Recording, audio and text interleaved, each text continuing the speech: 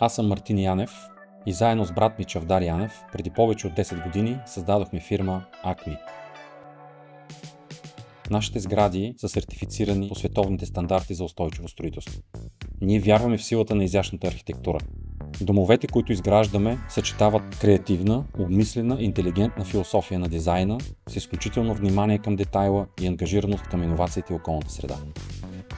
Още от първия ни знаков проект Изгрев 132, завършен през 2017 година, с който спечелихме и сграда на годината, наложихме безкомпромисно качество, кратки срокове на изпълнение и нови технологии и материали в строителството.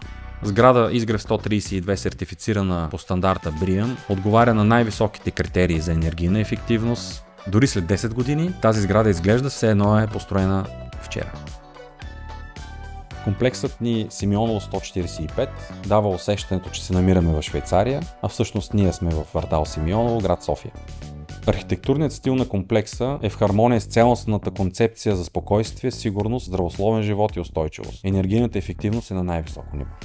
Q-Home, която завършихме през 2024 година, отново спечели приза за сграда на годината в категория зелени сгради. Това е първата сграда в България, сертифицирана по световния стандарт за устойчиво строителство H на Световна банка.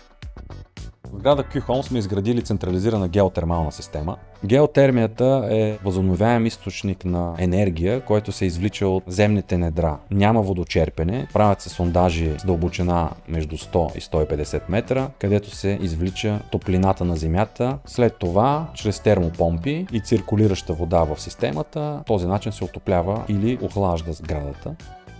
В съседство на сграда Q-Home, новия ни проект Q-Home 2, е пред етап завършване на груб строеж. Основният акцент е красивият и функционален дизайн, модерна и изчистена архитектура, като всеки апартамент ще бъде изграден с подово отопление и индивидуална термопомпа.